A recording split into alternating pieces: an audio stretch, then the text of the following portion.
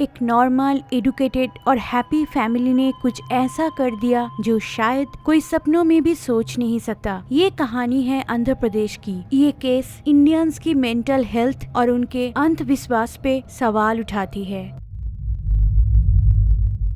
24 जनवरी 2021 एक shocking news सामने आई। Well educated happy family ने कुछ ऐसा कर दिया जो कोई इमेजिन भी नहीं कर सकता। फैमिली में थे 55 साल के पुरुषोत्तम नायडू, उनके वाइफ पद्मजा नायडू और उनके दो बेटी 27 साल की अलिख्या और 22 साल की साई दिव्या। वो लोग मदनापल्ली में रहते थे जो आंध्र प्रदेश में है। पुरुषोत्तम नायडू एक वेल एडुकेटेड मैन, उन्होंने केमिस्ट्री में PhD किया था और एक गवर्नमेंट कॉलेज में एसोसिएट प्रोफेसर थे। उनके वाइफ पद्मजा एक गोल्ड मेडलिस्ट और लास्ट 23 साल से एक IIT कोचिंग इंस्टीट्यूट में पढ़ाती थी और बाद में उसी इंस्टीट्यूट का प्रिंसिपल बनी। 5 साल पहले ही उन लोगों ने मदनापल्ली में सेटल हुए। साई दिव्या, उनकी छोटी बेटी, ने बेंगलोर से बिजनेस एडमिनिस्ट्रेशन में बैचलर डिग्री कंप्लीट किया था और AR Rahman dance and music academy में एनरोल किया। अलिख्या, उनकी बड़ी बेटी, फॉरेस्ट मैनेजमेंट में भोपाल से डिप्लोमा किया और सिविल साइंस एग्जाम के लिए प्रिपरेशन ले रही थी। वो फैमिली काफी रिलीजियस थी, लेकिन वो चीजें आउट ऑफ ऑर्डिनरी नहीं थे। जनवरी 2021 शिवनगर मदनापल्ली, यहाँ एक 3 मंजिला घर में वो लोग रहते थे जहाँ उन लोगों ने अगस्त 2020 में ही शिफ्ट किया था। कोविड लॉकडाउन के कारण उनकी बेटियां भी उनके साथ घर पे ही रहती थी। 24 जनवरी 2021 कोई खास दिन नहीं था नायडू फैमिली के लिए। संडे का दिन। पुरुषोत्तम और पद्मजा ने नेक्स्ट 2 डेज की लीव लिया था।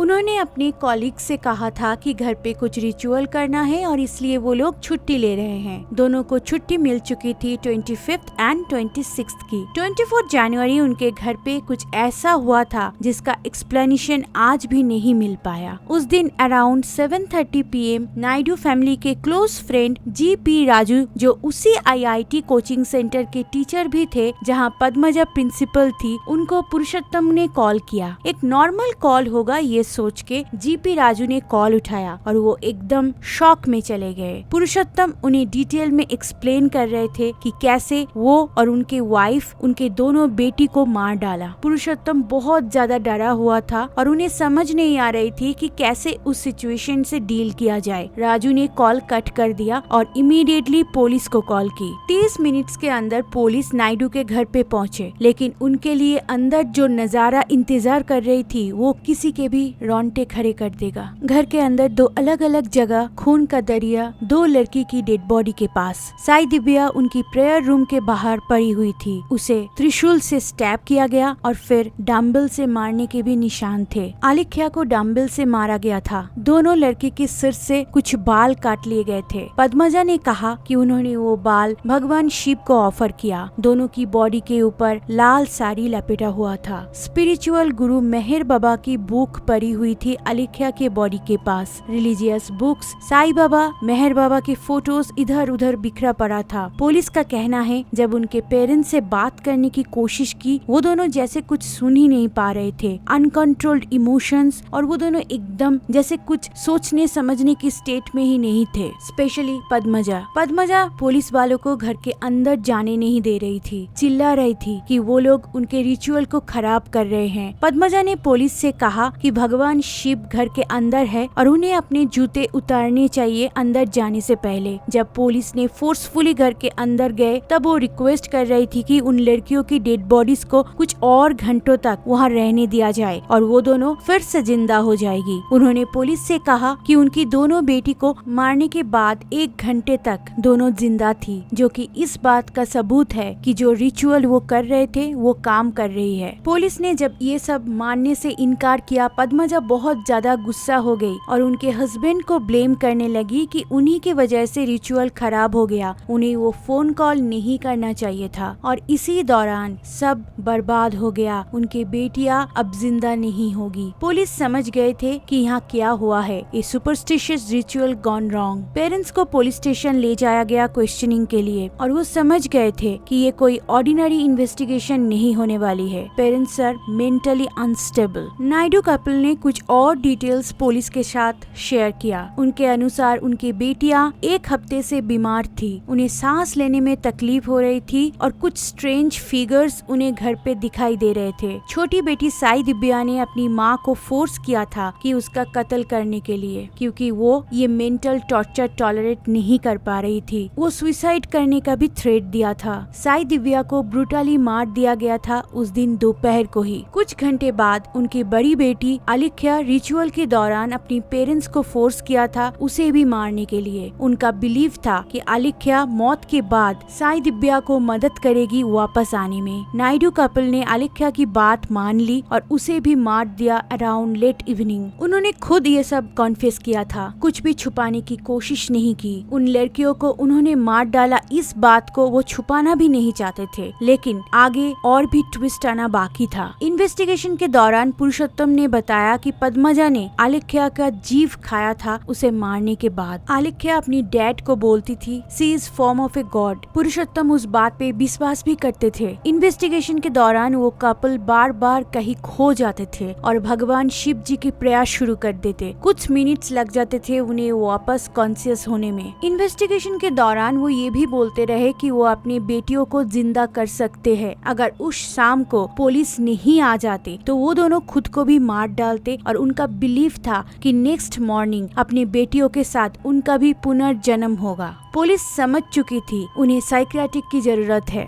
साइकोलॉजिकल इवैल्यूएशन के बाद ही इस केस में नेक्स्ट एक्शन लिया जाएगा। पुलिस उन्हें इमीडिएटली अरेस्ट नहीं किया। उन्हें अपनी बेटियों की फ्यूनरल अटेंड करने की परमिशन दिया गया। 27 जनवरी उन्हें अरेस्ट कर लिया। अरेस्ट से पहले उन्हें मैंडेटरी कोविड टेस्ट करवानी थी, जो पद्मजा करने से इनकार कर दिया। नर्सिंग असिस्टेंट ने जब टेस्ट प्रोसीड्यूर शुरू किया तो वो चिल्लाने लगी उन्हें कोविड नहीं है और वो खुद भगवान शिव जी है। कोविड उनके अंदर से ही शुरू हुई है, चाइना से नहीं। ऐसा लग रहा था कि वो अपने सेंस में ही नहीं है। वो वीडियो वायरल हो गई थी जो मैं आपको अभी सुनाने जा रही हूँ।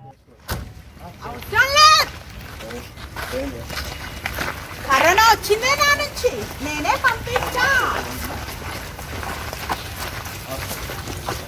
పొద్దున్నే మీరు కూడా మాకు రిమోట్ చూడు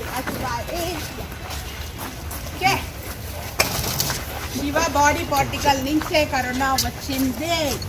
ఈ కలి సంహార చేసేటప్పుడు మిగిలిన చెత్త ఉంది కదా ఆ దులపడానికే నేను కరోనా వైరస్ ని నా బాడీ పార్టికల్ నుంచే పంపించాను. చైనా నుంచి రాలేదు.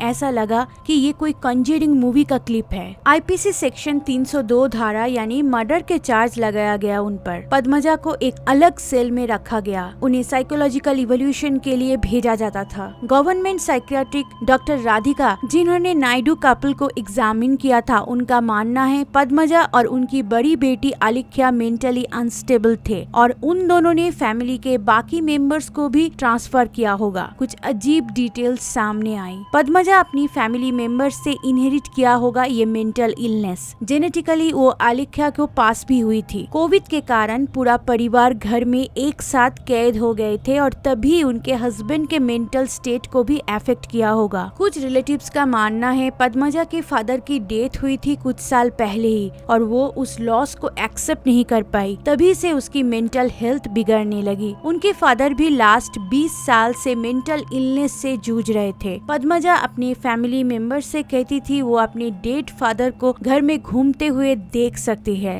उनके कानों में एक आवाज गूंजती है। आलिख्या डेथ रिलेटेड बहुत सारे स्पिरिचुअल बुक्स पढ़ने लगी। तब वो भी एक पैरानॉइड स्टेट में चली गई थी। उसका दावा था कि उसने अपनी पेट डॉग को पहले मार डाला और फिर स्पिरिचुअल पावर से उसे जिंदा भी कर दिया। फैमिली के बाकी 2 मेंबर्स भी उनके साथ रहते हुए उसी बीमारी का शिकार बने जिसे साइकियाट्रिक टर्म में कहा जाता है शेयर्ड डिल्यूशन। उनके कुछ रिलेटिव्स ने पुलिस से कहा कि उनकी छोटी बेटी साई दिव्या बीमार पड़ गई थी 1 हफ्ते पहले। उसी इंसिडेंट से पद्मजा और अलिख्या को जैसे ट्रिगर हुआ कि अब वो रिचुअल परफॉर्म करना चाहिए, जिससे कलयुग का खत्म होगा और सत्ययुग का शुरुआत होगी। उनके घर में जितने भी साया है वो सब चले जाएंगे। क्यों उन 2 लड़कियों को मारा गया? क्या इस केस में किसी बाहर वाले का हाथ था? पूरी इन्वेस्टिगेशन के दौरान पेरेंट्स ने बार बार ये कॉन्फेस किया था कि उन्होंने ही मारा है। घर के आसपास के सीसीटीवी कैमरा भी चेक किया गया, कोई बाहर वाले का इन्वॉल्वमेंट नहीं दिखा। कोई भी नायडू हाउस में नहीं गए थे मर्डर से पहले और कोई भी घर से बाहर नहीं गया। नेबर से बात करने के बाद उस फैमिली के बारे में बहुत सारे डिस्टर्बिंग चीजें सामने आने लगी। अलिख्या और पद्मजा कभी भी घर से बाहर नहीं जाती थी। लॉकडाउन के दौरान हम सब घर में ही रहते थे, तो इसलिए ये बात उस टाइम किसी को उतना अलार्मिंग नहीं लगा। लेकिन रिलेटिव्स और नेबर का मानना है कि लॉकडाउन के शुरुआत के टाइम से नहीं, बल्कि रिसेंटली उनके मेंटल हेल्थ इश्यूज ज्यादा बढ़ गए। उसी दौरान साई दिव्या ने सुसाइड करने की कोशिश की, लेकिन उसके पेरेंट्स ने उसे रोका था। उनके एक दोस्त ने पुलिस को बहुत डिस्टर्बिंग इंसिडेंट के बारे में बताया। मर्डर के कुछ हफ्ते पहले वो नायडू के घर पे गए थे। पद्मजा ने उसे कहा था, you are like Buddha, I want to hug you, please take me to your home. वो डर गया था ये सब सुन के और तुरंत उनके घर से चला गया। ये केस बुरारी केस से काफी सिमिलर है। अलिख्या का सोशल अकाउंट में वो जो पोस्ट करती थी वो भी काफी क्रीपी होती थी। उसके इंस्टाग्राम के लास्ट 2 पोस्ट में से पहला पोस्ट उसने लिखा था, work is done. Second post, Shiva is coming. इस केस में अब आखिरी ट्विस्ट, एक तांत्रिक का इन्वॉल्वमेंट जिनका नाम था सुब्बरमैया। जब दोनों सिस्टर बीमार पड़ी थी तब उन्हें मारने से पहले पेरेंट्स ने कुछ और भी ट्राई किया था।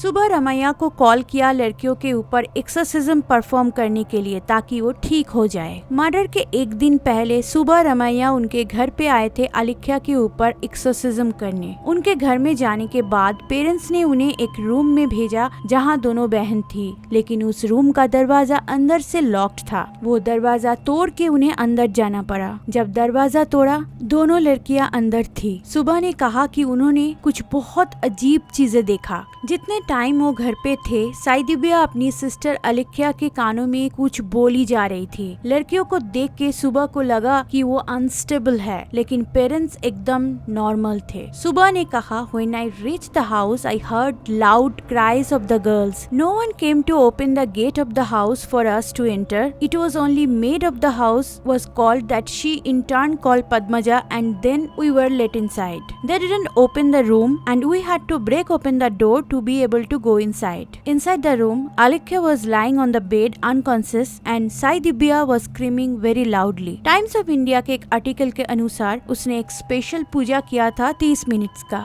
उसके बाद अलिख्या को होश आया, उसने उठ के दूध पिया। नायडू कपल ने सुबह से कहा था कि 24 को वापस आने के लिए, लेकिन उन्हें दूसरा काम था तो वो नहीं जा पाए। तभी नायडू कपल ने इस मामले को अपने हाथों में ले लिया और अपनी बेटियों को मार डाला। इंडिया में मेंटल हेल्थ इश्यूज काफी बड़ा प्रॉब्लम है। हमें अवेयरनेस स्प्रेड करने की जरूरत है और तभी बुरारी या नायडू केसेस को रोका जा सकता है।